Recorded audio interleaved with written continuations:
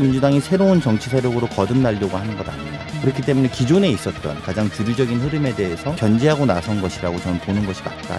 이 선거 끝까지 누가 절박하고 진실한가의 대결이고, 적어도 저희 후보가 훨씬 더 진실하고 또 절실하게 이 선거에 임하고 있다는 점을 국민 여러분께 보고드림으로 대신하겠습니다.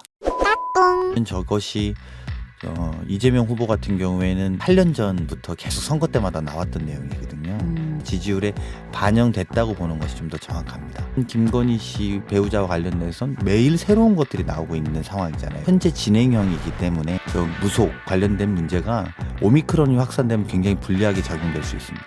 트럼프 대통령이 미국 사람들의 미신, 오래 내려오는 관습, 마스크는 환자만 쓰는 거다라는 걸 굉장히 강하게 믿었던 거예요. 초반에 그랬어요. 그래서 본인은 마스크 쓰지 않아요. 병 걸리지 않았으니까. 이게 국민들한테 굉장히 잘못된 시그널을 줬었습니다.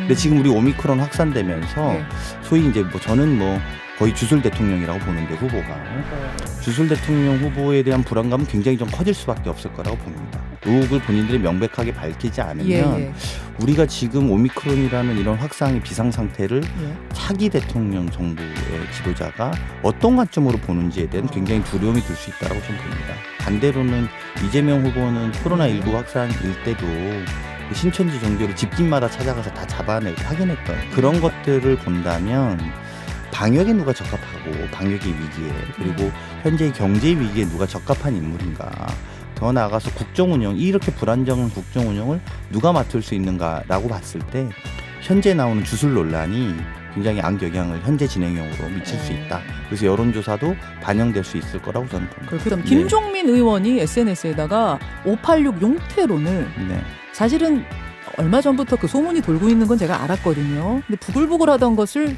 수면 위로 그분이 꺼내셨어요. 누가 책임지거나 용퇴하라는 이야기가 한 번도 없었던 정당에 비해서 586이 뭔가 문제를 저지르진 않았지만, 사실은 지금 계속 586 용태론이라는 단어들이 우리 당에 나온다라는 것은 민주당이 뭔가 혁신하고 새롭게 바뀌려고 하는 몸부림이 과정에 있구나라고 저는 해석하시는 게 맞다고 보고, 이런 새로운 정치 세력의 등장을 요구하고 있는 국민의 요구에 부합되는 활동들이 움직임이 있는 것 아니냐, 저는 이렇게 해석하는 게 맞다고 봅니다. 되게 쉽지 않은 건데 지난 총선에도 나오고 계속 이 얘기 나왔지만 그게 쉽지 않은 됐어요. 것은 제가 아까 말씀드린 것처럼 국정농단 세력 중에 한 명도 용퇴한 사람이 없어요. 그리고 그런 이야기도 안 나와요. 지금 심지어 그분 윤석열 후보 주변에 그런 분들이 더 많이 있어요 지금. 근데 그럼에도 불구하고 우리 당내의 흐름이 있다는 것은 대통령 선거에서의 절박함, 절실함에 대한 저희 당내의 목소리다, 이렇게 해석해 주시면 지난번 11월 말에 나오셨을 때 12월에 골든크로스 올 거다 이러셨어요. 실제로 오더라고요. 판세를 잘 읽는 분으로서 냉철하게 다시 골든크로스 옵니까 조만간? 말씀드린 것처럼 그때도 저희가 이긴다고 하지 않았고 지금도 저희가 진다고 하지 않습니다. 이 선거 끝까지 누가 절박하고 진실한가의 대결이고, 적어도 저희 후보가 훨씬 더 진실하고 또 절실하게 이 선거에 임하고 있다는 점을 국민 여러분께 보고드리는 걸로 대신하겠습니다.